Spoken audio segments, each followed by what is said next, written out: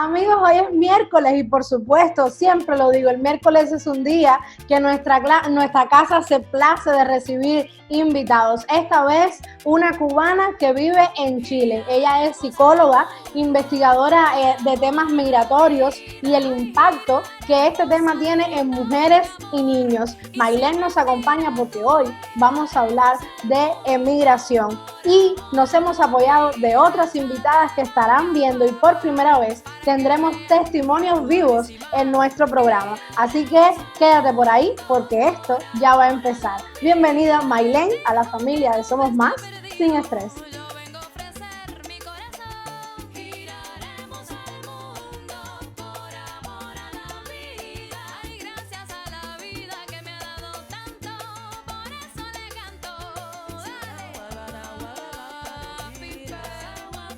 Muchas gracias por la invitación. En serio, muy agradecida por el espacio para poder brindar esto que yo creo que es tan necesario de visibilizar, pues, para que muchos como entiendan qué aspectos podríamos tomar en cuenta para poder lidiar mejor con la migración. Maylen, para comenzar nos gustaría aclarar los términos y la diferencia entre emigrante, inmigrante y migrante. Bueno, en ese sentido muchas veces tenemos la confusión para hablar acerca de esos tres términos. Sin embargo, se pueden utilizar de las tres formas, porque hay, en algunos pudiera ser que es aquella persona que se traslada de país y precisamente se queda viviendo por más tiempo, y ya como que se establece también, digamos, en el lugar a donde va, ¿no? Entonces, en algún sentido, todos, tanto inmigrantes como migrantes, y también el otro término que también se puede utilizar, depende solamente, es decir, tiene que ver mucho con cómo nosotros tenemos la potencialidad de, digamos, trasladarnos, que eso también, por supuesto, esté relacionado con que nosotros lo decidamos o no. Pero sí se establece cualquiera de los tres términos para hablar acerca de migración o simplemente un cambio de lugar para vivir. Como habíamos dicho, te dedicas a estudiar la migración de la mujer latinoamericana y hemos decidido que para hablar de este tema, decíamos ahorita recoger algunos testimonios de mujeres que han tenido que emigrar. La primera de ellas considera que emigrar es un duelo. Vamos a verla y después seguimos hablando. Mudarte, salir de tu sitio de confort, porque es tu sitio de confort donde siempre has vivido, donde tienes a toda tu gente que quieres, es un duelo. Voy a cumplir 2 años en un país que no es el mío y siento el mismo dolor todos los días que me levanto y no puedo ver el paisaje que yo veía, o no puedo estar con la gente con mis seres queridos, mis amigos, mis hermanos, todo, hasta el olor de tu país es totalmente diferente, por lo menos aquí donde yo estoy. Todo eso a mí me pegó mucho, me frustró, más yo por lo menos no lo supe enfrentar hasta ahora. También está eso de que tú llegas a invadir un espacio que es su espacio, y muchos pensamos de que no, porque me tratan así o porque ellos me dicen, no somos nosotros los que tenemos que adaptarnos a ellos, al sistema de ellos. Hay que estar muy afianzados a la familia, realmente, a la gente con que tú estás, agarrarte mucho a eso, porque también pasa de que por ese mismo sistema que te encuentras nuevo, sin empleo, o la gente que te rechaza, o esas mismas costumbres que no te adaptan, te alejas. Es difícil, duele mucho separarte de tus raíces. Como digo, eso es un luto que yo a lo personal no lo he podido, y creo que no lo vas a poder superar. Porque una vez que pasas a ser inmigrante, por lo menos en mi caso, que yo salí de mi país sin saber realmente que me iba a quedar en este sitio, en este otro país, que doy gracias porque me acobijó, pues duele más, porque tú siempre tienes ese de que ya vengo, ¿sabes? Dejaste a tu mueble ahí, a tus maticas, a tu gente, espérenme que ya yo vengo, eso es cuestión de meses y ya estoy aquí. Cuando sabes que ya no vas a volver, entonces pega más. Igual con la gente que quieres. quiere es abrazarlas. Todos los días quiero volver. Todos los días me levanto con ganas de que hoy esta no sea mi cama, porque extraño mi cama. Tienes que aferrarte a Dios, que cada día va a ser mejor. Que si hay un sol allá afuera, tú tienes que salir y disfrutar de él. Es así, pues, es el vivir y el mundo no se detiene ahí. Es duro, pero hay que hacer. ¿Crees que la mujer es más sensible? ¿Es la mujer más afectada que el hombre cuando emigra? ¿Tendría la mujer que tomar alternativas diferentes a las de un hombre para sobrevivir a la emigración? Son varias preguntas, vamos a ver. Sí. Poco a poco. Bueno, exacto, es decir, por un lado se habla de que la mujer también en alguna medida es un poco más emocional con respecto al hombre. Quizás las mujeres expresamos eso también de otra forma versus los hombres, ¿no? Por un problema también de género. Sin embargo, se sabe también que es un sufrimiento para tanto hombres como mujeres. Por lo tanto, en el caso de la mujer específicamente tiene otros aspectos que pudiéramos decir que la hace más vulnerable, digamos, al traslado de país.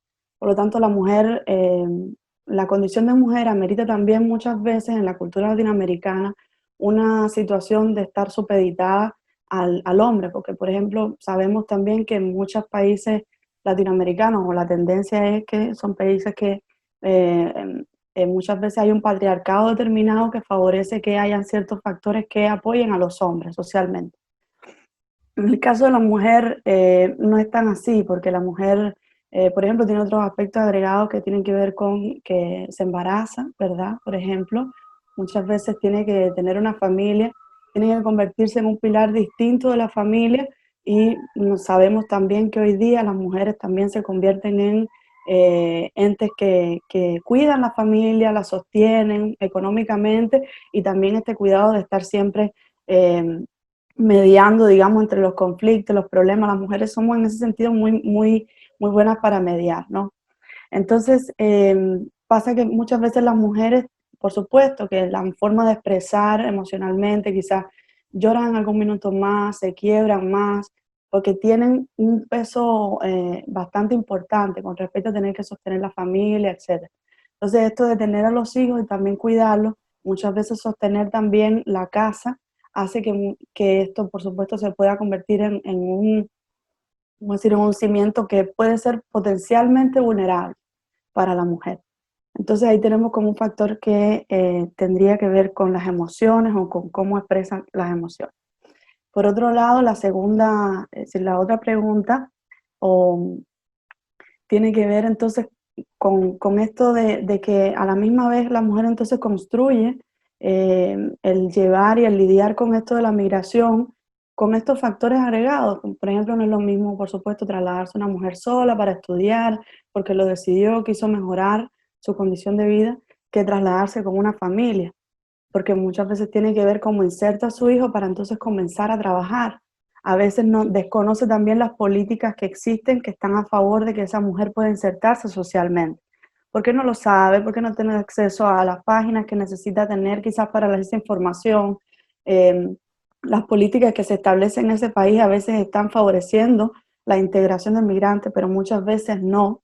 Entonces ahí hay que valorar una serie de aspectos que permiten en algún sentido que la mujer se inserte. Y por supuesto que hay aspectos personales que también podrían hacer que favorezcan mucho más la adaptabilidad de la mujer, que tienen que ver con los procesos familiares, con cómo uno aprendió a enfrentar situaciones difíciles, con cómo uno de alguna manera tu familia te ayudó a lidiar con situaciones nuevas o estresantes también.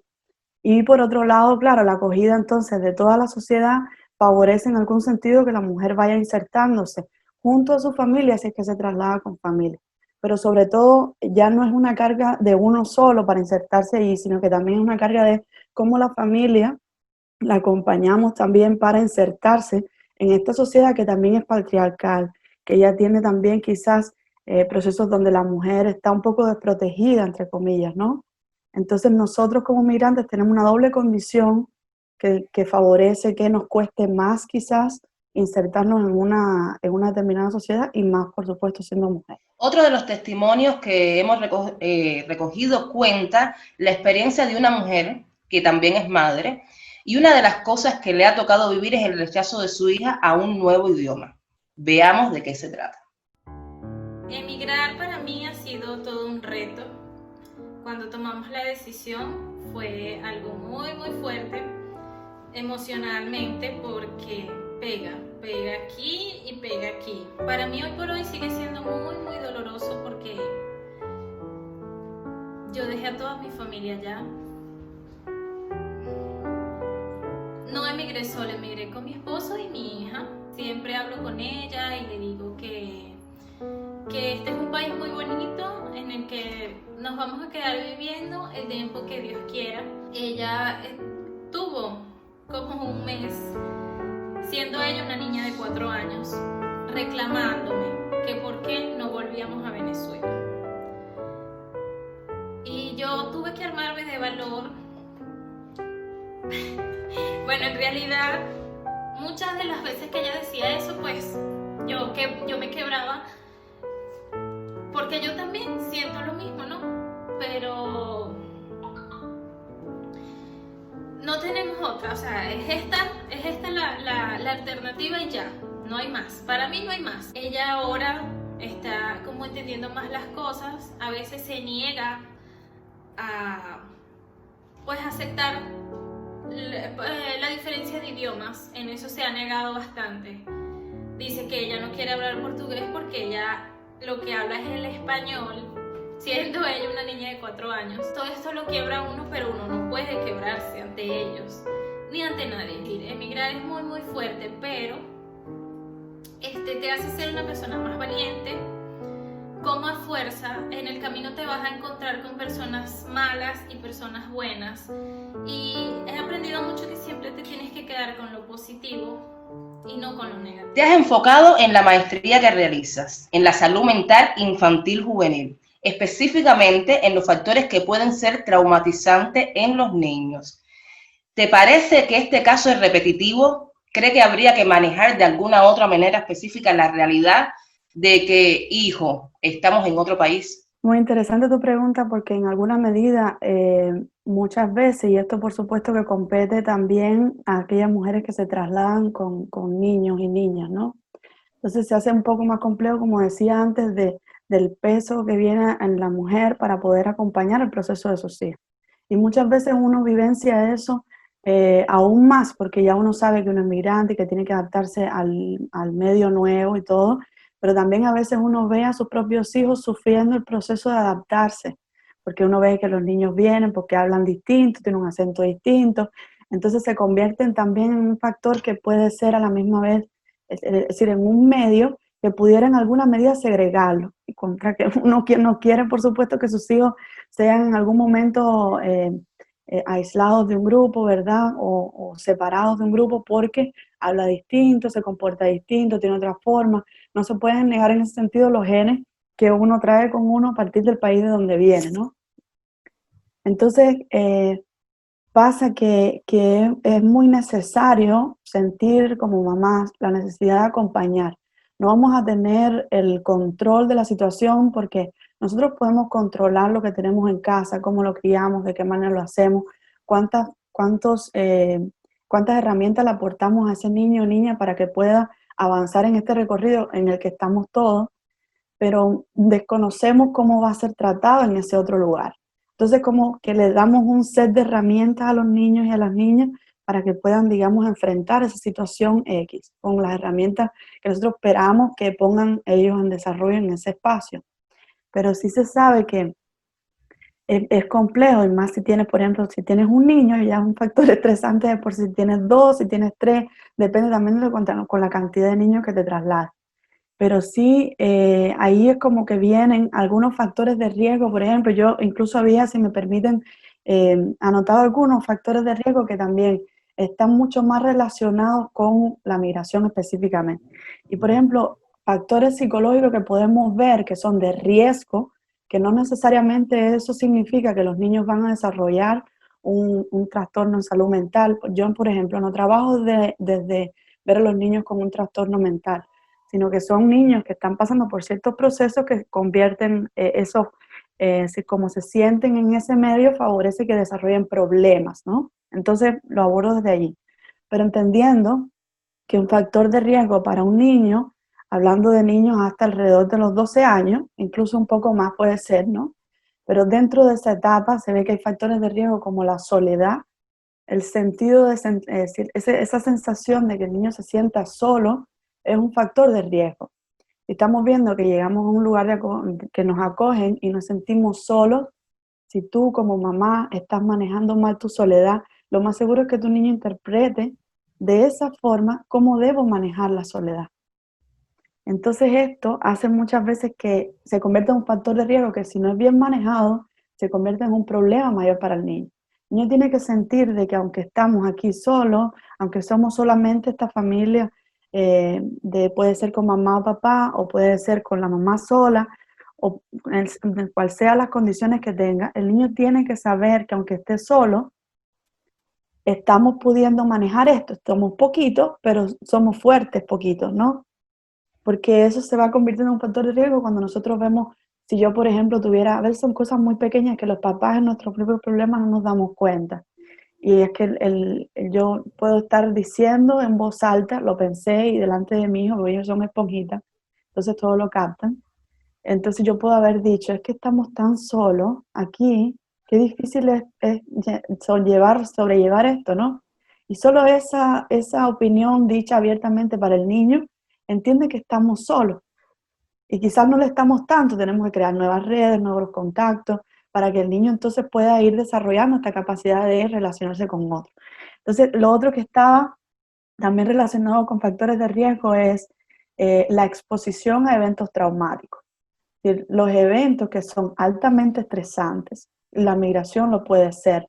No significa que vamos a desarrollar un trauma, pero sí es potencialmente desarrollador, digamos, de un trauma. Entonces, si nosotros nos exponemos a eventos altamente estresantes, por poner un ejemplo, que yo no tenga trabajo y no pueda traer comida a mi casa, entonces ahí hay un déficit, ¿verdad? No tenemos comida, no tengo dinero para poner en la mesa y comer, porque estamos partiendo, porque estoy buscando trabajo, pero a la misma vez te tengo a ti, te tengo que cuidar a ti, entonces no tengo cómo insertarte en un medio. Entonces ahí ves que eso es un factor de riesgo que pudiera favorecer que el niño vaya desarrollando patologías, lo que se llama en algún momento, o problemas específicos, que después se vuelven problemas para la mamá y la familia que está tratando de lidiar con eso. O sea, ahí vemos cómo la salud mental también pudiera estar endeble en algún momento, precisamente por tener esos dos factores vinculados a la migración. Por otro lado, no sé si para apoyar entonces esto y no ver todo como un déficit, de alguna manera aportar como este sentido de equilibrio. Vemos como otros factores psicológicos también, como por ejemplo la capacidad de enfrentar el estrés, ¿verdad?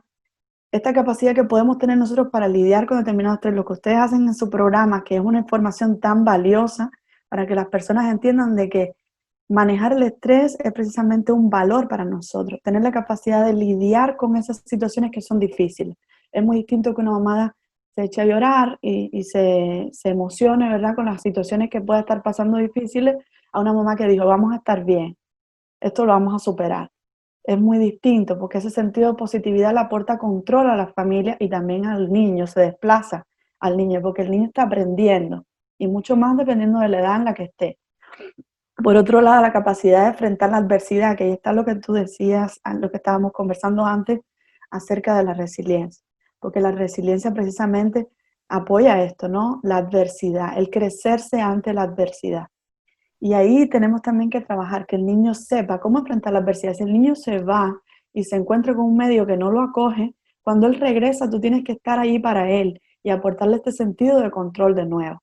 Y decirle, sí, estamos pasando por una situación difícil, tú no hablas igual, pero quizás le puedes aportar, coméntale cuál es la comida que comemos en casa, coméntale cómo tú juegas, cuáles son los juegos, cómo es tu cultura o cómo de alguna manera es todo lo que tú vivenciaste allá y que te traes y que le puedes aportar a esos niños y a las niñas, ¿no? Y los niños son muy fáciles, enseguida se insertan, empiezan a hablar, no se complican tanto también como los adultos que a veces, ¿qué pensará el otro si yo hago esto? Los niños sin ser. Por ejemplo, la adaptabilidad también. El hecho de que el niño, eso está vinculado también al estrés, que el niño entienda que tiene la capacidad, digamos, de adaptarse, o los papás se pueden adaptar a diferentes circunstancias adversas, también aporta un sentido o viene a ser como un factor protector para el niño. Lo otro sería como los sentimientos de seguridad. Como ven, esto está como vinculándose todo. El que el niño se sienta seguro o uno le puede aportar este sentido de seguridad ante una situación X, también le da a los niños esa tranquilidad y es un factor que es protector también en sí mismo para el niño. Lo otro sería como la sensación también que les decía antes de dominio y control de la situación. Yo puedo estar como mamá o como papá descontrolada y yo no saber, no tener ni idea de cómo me voy a insertar, no tener ni idea, pero los niños no tenemos que desplazar este sentido de no tengo control al niño. Independientemente de eso nos podemos quebrar, porque también es como que a veces cuando miramos sentimos que tenemos que estar firmes, como decía una chica una de las chicas que están en los testimonios, ¿no? Tenemos que ser firmes porque no podemos mostrarlo.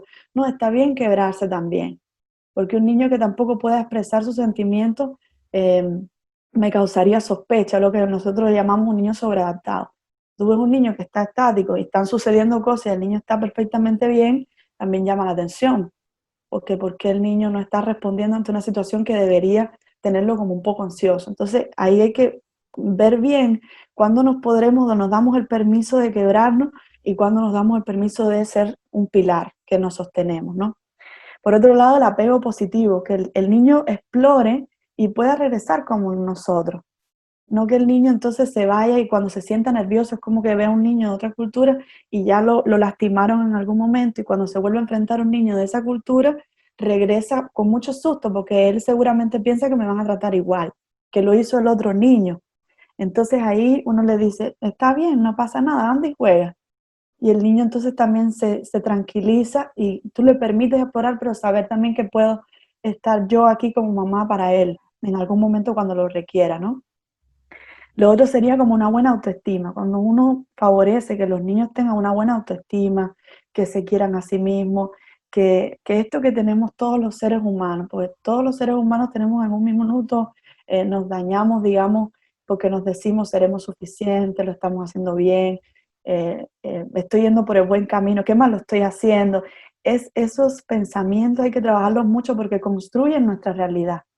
Y a los niños hay que aportarles ese sentido de quererse, de mirarse, de estar bien consigo mismo independientemente de cómo sea. Tú tienes tu cultura, sí, pero tú vas a insertar las otras. Al mío le dicen a cada rato, yo tengo un niño de 9, y al mío le dicen a cada rato, pero ya tú perdiste el acento cubano. Y yo le digo, sí, ya lo perdió, ya está chilenizado. Pero está bien eso, porque él tiene que sentir también que se inserta, aunque él no reniegue de donde viene precisamente. Así que aportarle como este sentido también de la autoestima y de quererse tal cual es. Y lo otro es tener como habilidades para la vida, que los niños les permita eso en algún sentido también manejarse en situaciones que él piense que pueden ser difíciles para lidiar para él. Entonces esos como aspectos psicológicos que son fundamentales de sostener para poder ayudar a los niños a insertarse y son factores que permiten este estado de control porque tienen que ver con los factores protectores. La soledad es un tema, Maylene, que a menudo escuchamos. Las personas suelen decir la frase, no ha sido fácil estar solo. Y es una frase que se repite, casi todos dicen lo mismo, casi todos, no solamente los que migran solos, a veces los que migran con su pareja o los que migran mamá, papá y nené solamente, también repiten la misma frase. El último de los testimonios que vamos a traer es el de una mujer que cuenta así, literalmente, lloraba todos los santos días. Escuchemos lo que nos cuenta.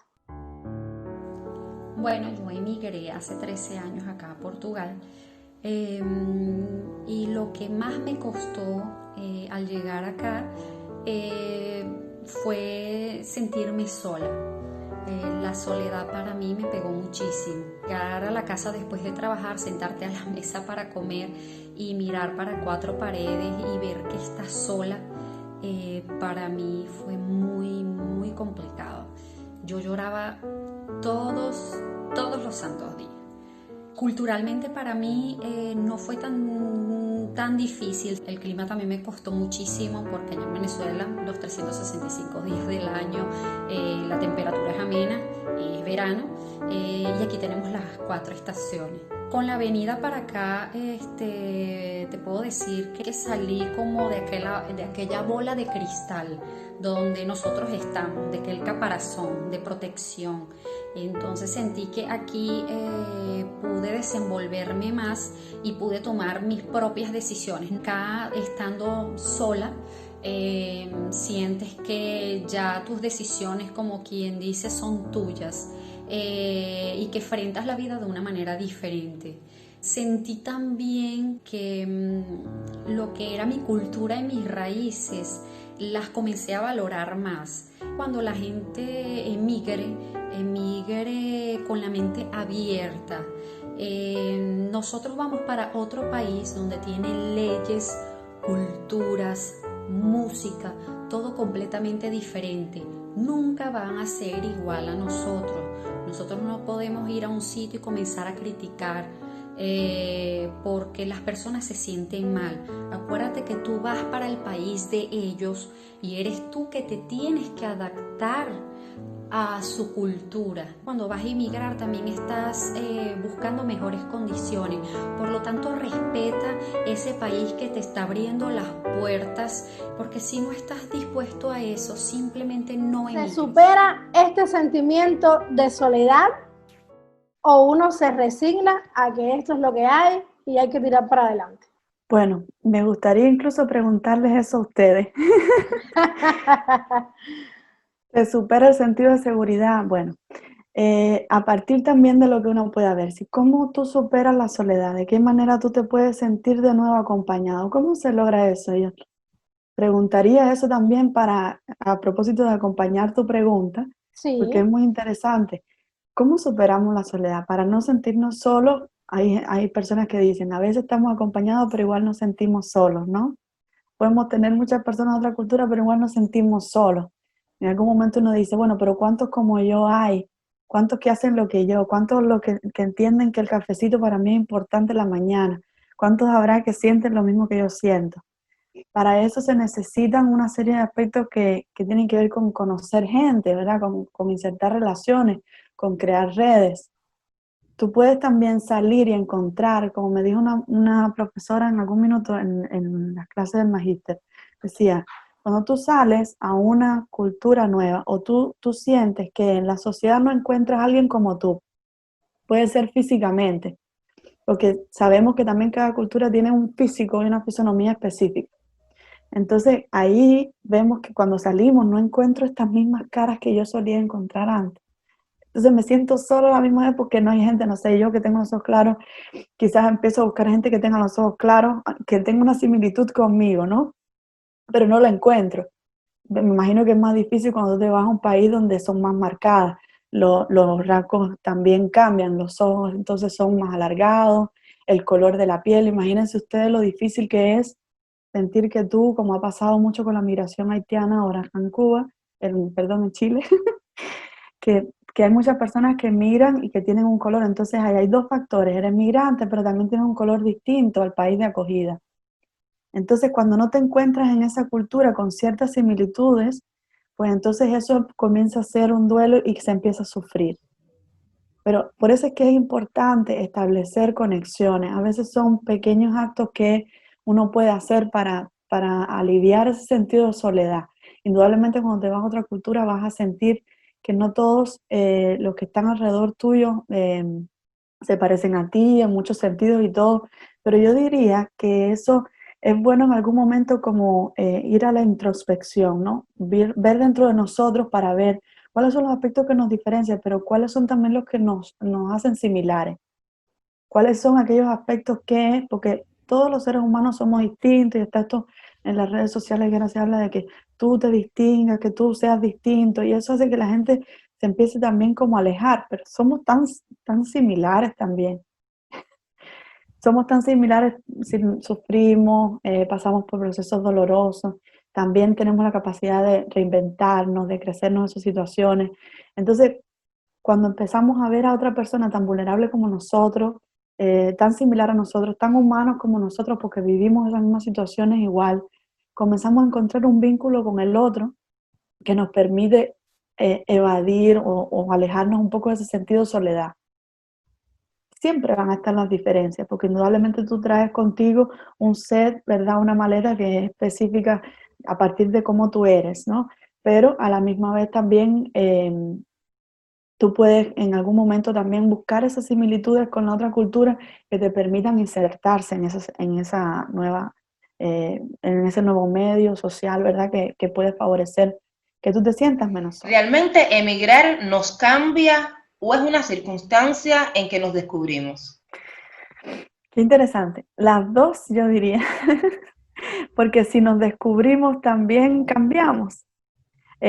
Cambiamos aspectos de cómo usar eso que descubrimos, de qué manera ponerlo en práctica, de qué manera podemos como aportar desde lo que sabemos. Es interesante porque fíjate que ahora, estas mismas situaciones en las que estábamos con la pandemia y todo, hemos necesitado ser más introspectivos, ¿no? Observar bien, reflexionar, tenemos como más tiempo, entre comillas, por el trabajo a veces nos da mucho tiempo, pero igual tenemos más tiempo para estar en casa, para estar con los nuestros. Entonces hay que redescubrir de alguna manera cuáles son las cosas que nos pueden hacer acercarnos, las cosas que pueden hacer relacionarnos mejor, ¿no? ¿Qué de mí me gusta y no me gusta tanto? Que quizás yo me pasé mucho tiempo sin querer mirar y que yo he estado como desplazando en el tiempo y yo no quiero mirar eso porque me afecta y me hace daño. Entonces el confinamiento nos ha permitido hacer eso obligatoriamente. Lo digo en todo sentido porque muchas personas piensan, como decía la chica, la psicóloga, no recuerdo el nombre que ustedes traen al programa, que me acuerdo que Dina. la Dina decía en algún momento, muchas personas preguntan y dicen, ¿por qué los psicólogos también necesitan eso? Bueno, sí, los psicólogos también somos vulnerables, también tenemos situaciones, indudablemente la psicología nos aporta un set de herramientas tremendo para enfrentar situaciones, pero también nos cuesta lidiar. Yo misma que doy clase a la universidad, cuando partimos sobre todo con el confinamiento y todo, tuve un montón de estudiantes en una clase donde yo miraba la pantalla, ¿verdad? Y no sabía si yo iba a llegar de la misma forma en la que solía hacerlo en clase presencial, no sabía si iba a llegar a ese grupo, que yo no estoy ni mirando sus caritas ni nada, pero yo tengo que llegar a ese grupo, porque el aprendizaje se sabe que también se inserta a partir de cómo tú te relacionas con esa persona. Tú puedes rechazar o sentirte como motivado hacia esa información, en la medida también de que el profesor sepa manejar las condiciones. Y con el confinamiento muchos de los estudiantes llegaban sintiéndose mal, se sentían por supuesto estresados, hubo muchos que se estaban quebrando, que solo querían escuchar música, así que se encerraban en su habitación, que no tenían con quién conversar, y ellos me lo redactaban en los trabajos. Entonces, si yo como psicólogo, por ejemplo, no me siento bien, estoy también descompensada, yo no puedo acoger a una persona para ver cómo ellos se sienten mejor. Es como ustedes lo que están haciendo. Si ustedes no están en óptimas condiciones para lidiar con ese estrés que pueda tener la gente, va a ser muy difícil lidiar con eso. Entonces, ahí es muy importante que nosotros también sepamos cuándo estamos disponibles para los demás y cuándo no. Cuándo yo no voy a ser yo y cuándo sí. Para eso tengo que tener una serie de condiciones, y pasa también con el migrante que empezamos a tener que buscar, vemos como lo más práctico, qué es lo que tenemos que hacer para poner comida en la casa, para poder, qué sé yo, abrigar a mi hijo del frío, porque venimos a veces de un país donde no hay las mismas condiciones también climáticas, y es como duro el choque, porque no te traes ni siquiera la ropa adecuada. Se tiene que comprar en el país de acogida nueva ropa, no sabes cómo vestir al niño para el frío. Uno a veces lo manda un poco descuidado en ese sentido porque uno desconoce cómo vestir para el invierno.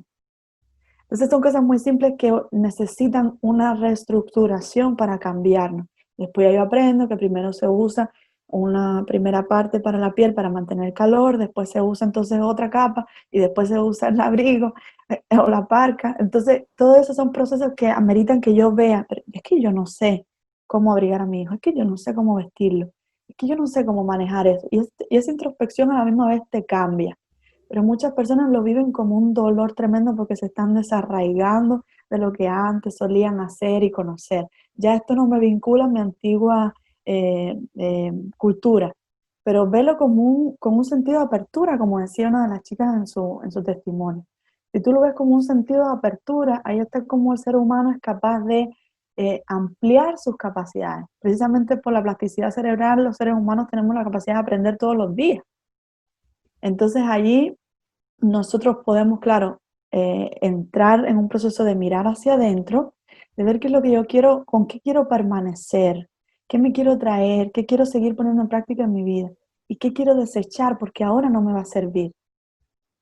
Ahora no me va a servir en esta nueva cultura. Entonces tengo que buscar, pero que no se dé como una polaridad, sino que se dé como un conjunto de acoger tanto lo que tú solías hacer con lo que tú quieres empezar a hacer. Y te traes todos tus recursos, porque las personas a veces cuando nos cambiamos pensamos que no nos traemos ese set de herramientas y sí nos traemos una serie de recursos que nos han estado resultando. Si me gusta el humor, si me gusta bailar, si me gusta, no sé, a mí incluso en mi perfil de Instagram digo, humana buscando humanos, porque somos tan similares en ese sentido, porque tenemos tantas cosas que nos hacen parecernos versus las que nos diferencian. Siempre va a estar esto de yo soy diferente a este en algún sentido, pero a veces nos equivocamos, lo he dicho porque yo también lo he hecho, en que caemos en la comparación y a veces uno dice, quizás no debí comparar, sino que debí insertar esa nueva forma. Como mismo nos van a insertar las personas que están en la cultura donde estamos, nos insertan tal cual somos y nos aceptan así. Y con eso nosotros lo más seguro es que estemos felices también. Siempre terminamos este programa, Maylene, y le pedimos a las personas, a los invitados, que dejen un consejo para los amigos que nos ven. Y por supuesto este consejo y el hecho que tú estás aquí es como evidente, ¿no? Pero quiero que lo hagas desde dos direcciones. El primero que quiero que des es que tú le des un consejo a nuestros amigos de cómo manejar el estrés en medio de esta emigración.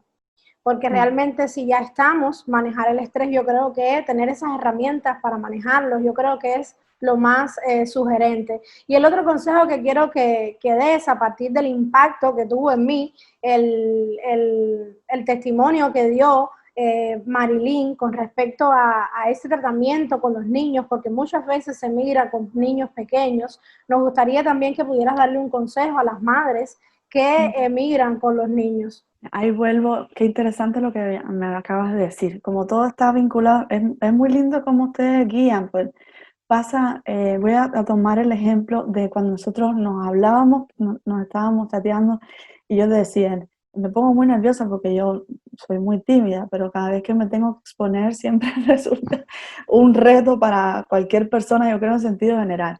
Yo soy particularmente tímida y los que me conocen me dicen, pero tú tímida, le digo, sí, soy muy tímida. Pero cuando tú respondiste y dijiste, tranquila, nosotros te vamos a acompañar, eso, fíjate que es una línea tan simple, pero que eso es precisamente lo que nosotros tenemos que hacer sentir en los hijos y en la familia con quien estamos. Es una sensación de acompañamiento que tiene que llegar de nosotros a los demás, porque cuando tú estás mal, cuando te sientes vulnerable, si tú te trasladas con tu familia, por ejemplo, y estás con tu esposo, ojalá tengas el beneficio y que, no sé, el karma o lo que sea que suceda tenga la benevolencia de ayudarte a trasladarte con familia y no solo. Entonces las cosas se complican un poco más, un factor de riesgo. Pero digamos que tú te trasladas con tu familia y cuando tú estás mal, que tú vas a buscar a tu esposo y le dices, oye, tuve un problema en el trabajo y me fue mal. Cuando tú llegas a tu esposo y te dice, tranquila, todo va a estar bien. Este sentido de aportarte control de que las cosas van a estar bien a pesar de toda la situación, eso nada más ya nos aporta esta sensación de como tranquilidad, es como cuando suspiramos, ¿no? Entonces ahí es súper importante y yo podría como aportar esto a partir del ejemplo de lo que tú me dijiste cuando yo me sentí nerviosa porque yo no sabía cómo iba a ser al exponerme. Entonces ahí tenemos que aportar este sentido de todo va a estar bien, aunque tú desconozcas cómo van a ser las cosas, aunque tú no tengas ni idea de cómo va a ser. No podemos ver tampoco las cosas con un sentido de positividad, de todo tiene que estar como happy, happy, todo va a estar perfecto. No, no. Hay que ver que hay una serie de cosas que nos van a pasar, nos vamos a enfrentar situaciones difíciles, yo lo sé. Pero yo siento que estar contigo, tenerte a ti, ya es suficiente. Mi niño me dijo un día, le dije, que para que veamos también qué cosas a veces desconocemos. Pensamos que los niños necesitan esto, esto y lo otro y construimos los hogares llenos de cosas y los llenamos de juguetes y los llenamos de cosas. Y yo le pregunté a mi niño, y los niños son muy inteligentes, que compara la sabiduría de los niños, porque se te dan una respuesta que tú dices, wow, ¿cómo se le ocurrió esa sabiduría a los niños? Entonces me dijo, le dije, ¿qué eso necesitas para ser feliz? Me dijo, yo necesito mi familia, me dijo, estar cerca de mi familia, necesito mis juguetes, porque los juguetes para los niños entendamos que son su familia también. Ellos juegan, tienen momentos y vínculos con esos juguetes y construyen una realidad hermosa a partir de ese espacio con los juguetes. Entonces, cuando tú se lo quitas, es como si le estuvieras quitando casi un amigo. Entonces, eso, por ejemplo, los juguetes, me decía él, y lo otro que me decía era jugar. Es decir, los niños necesitan tan pocas cosas para ser feliz, a veces nos complicamos tanto pensando que yo tengo que poner esto, lo otro. Bueno, claro, nosotros estamos, como tenemos un pensamiento distinto, los adultos pensamos que necesitamos poner a veces comida, claro, los niños van a necesitar esas cosas básicas para poder sobrevivir. Tener un lugar limpio, un baño donde asearse, son cosas fundamentales también de base para poder pensar uno en otras cosas. Comer bien, qué sé yo, por lo menos comer, pero a veces nos complicamos buscando tantas cosas para los niños, no necesitamos tantas. Para los niños también eso es un duelo, porque los niños dejaron todos sus juguetes con quien ellos tenían vínculos importantes. Los niños también dejaron a su familia, igual que nosotros.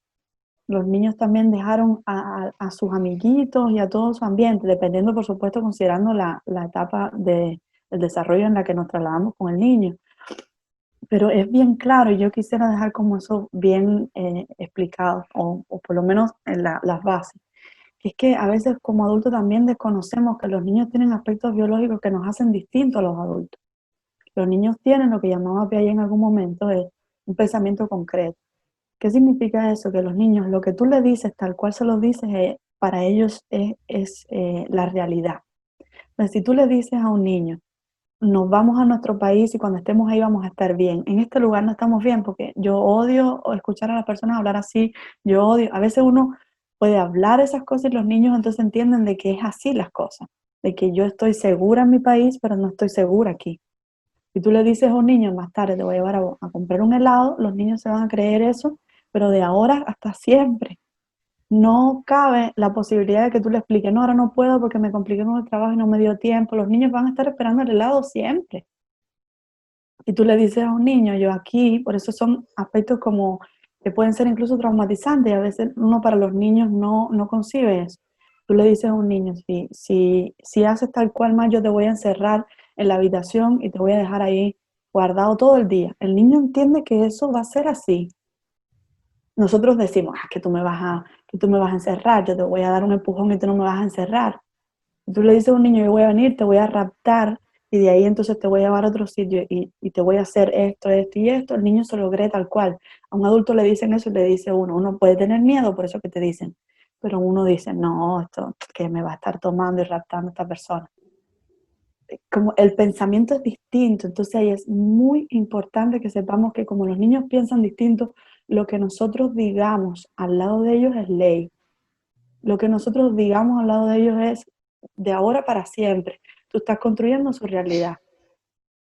Entonces, ahí pudiera, por ejemplo, aconsejar como recordar que tenemos como pilares con respecto también a lo que decía de la resiliencia, ¿no? Retomar ese aspecto de que, por ejemplo, tenemos pilares como el sentido del humor. El sentido del humor es algo que nos protege siempre y que muchas veces no ocupamos. A veces cuando los niños vienen preocupados o problemados por algo que les pasa, uno puede usar el humor. Y por ejemplo, si le critican la voz o el acento, le dice, sí, parece como cantadito, ¿verdad? Vamos a cantar con tu vocecita, vamos a cantar con nuestro acento. Na, na, na, na, na, na, na, na, na. Y tú le aportas este sentido de reírte. Y eso como que baja también el perfil de lo que estás viviendo, que no estás devaluando lo que está pasando, sino que le estás dando otra perspectiva, otra forma, otra mirada de esa misma situación difícil para él, ¿no? Quizás el niño dice, no, pero ¿cómo te vas a reír de eso? No, me estoy riendo, pues lo que estamos es divirtiéndonos a partir de eso o entendiendo las cosas de otra manera. O puedes también utilizar el juego para también crear con el niño un mundo distinto o cómo ve esa misma situación, esa perspectiva. Lo otro es como la autoestima, que yo retomo eso también, que el niño tenga una autoestima, que sea permanente en el tiempo, que tú siempre estés en el niño recordándole cuán importante es, cuán valioso puede ser para los demás, cuán bueno es que le enseñe a los otros niños cómo verse distinto, cómo comportarse diferente, que le dé otra visión de las cosas también, por ejemplo. Otra cosa que pudiera hacer es el sentido de la introspección, que era algo que decíamos que había venido con el confinamiento. introspección, vernos hacia adentro, sacar lo que queramos que permanezca, poner en práctica aquellas cosas que nos han resultado antes, ser buen amigo, como decía la psicóloga de ustedes, ser buen amigo, yo quizás soy buen compañero, a mí me gusta también contactarme con las personas, ayudarlas, y son cosas que nos traemos como herramientas que a veces no usamos. Tenemos que buscar dentro y sacar como eso que para nosotros pudiera ser valioso o un beneficio para los demás, para que los otros que no están obligados a aceptarnos descubran que nosotros también tenemos algo que aportar. Y si no lo quieren descubrir, no es problema nuestro. Nos vamos a otro lado y seguimos aportando eso. Está bien eso.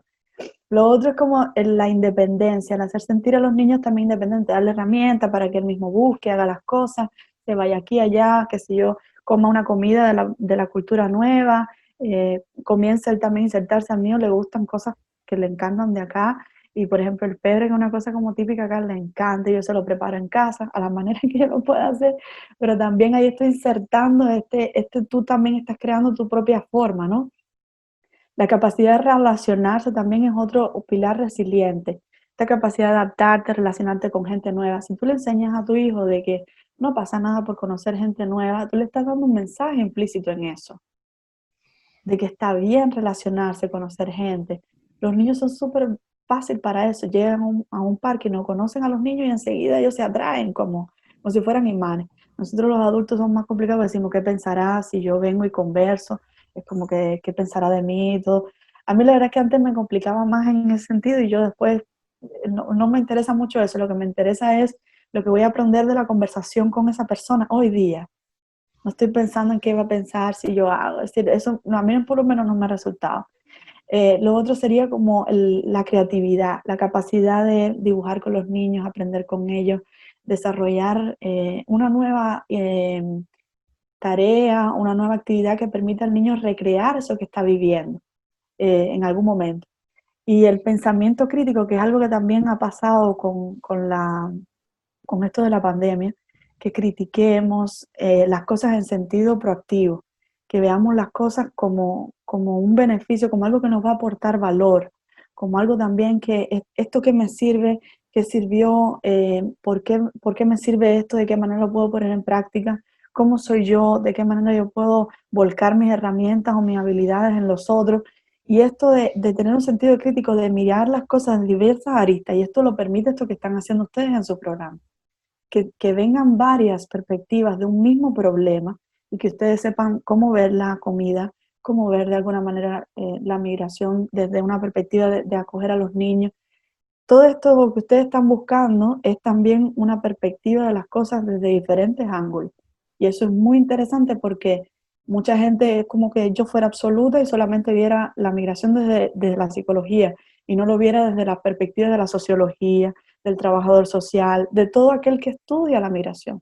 Todas son válidas por sí mismas. Por eso es que me encanta el trabajo multidisciplinario, porque todas esas aristas del médico, del psiquiatra, del otro, te permiten ampliar tu forma de ver las cosas, y eso te convierte seguramente en una mejor persona. Estamos muy agradecidas porque seguramente todas las personas que verán este programa sí se van a convertir en una mejor persona, porque tendrán nuevas herramientas para enfrentar el proceso migratorio, para guiar a sus hijos y sobre todas las cosas para aprender a ser resilientes, porque es algo que realmente nos ayuda a crecer. Y tendríamos que hacer en algún momento un programa que se llame Resiliencia versus Estrés. Claro, para que también nos quede, y que la gente, bueno, pues no solamente aprenda, sino que aprenda, con H intermedia, esta palabra en su vida, y que la viva día a día, porque realmente es muy necesario aprender y aprenderse el tema resiliente. Y nada, estamos muy agradecidas, estamos como extasiadas con toda la información que nos has dado, estamos muy contentas, gracias por tu tiempo. A nuestros amigos les vamos a dejar en la cajita de descripción, siempre lo digo, todas tus redes sociales para que te sigan, para que te puedan hacer preguntas si quieren, acerca un poco más profundas, y si nos estás mirando y quieres dejar un comentario, bueno, pues déjalo, y Maylene lo estará mirando seguramente. Así que, Maylene, muchas gracias. Gracias por ser parte de esta familia sin estrés. Y tú que estás por ahí, suscríbete al canal. ¿Y qué más, Jordi? Activa la campanita, porque la verdad que tenemos que ser muchísimos más sin estrés. Muchísimas gracias, Maylene. Gracias a ustedes, yo muy complacida de la invitación. Me encantó tener a ustedes como acompañantes aquí para ayudarme a lidiar con mi estrés.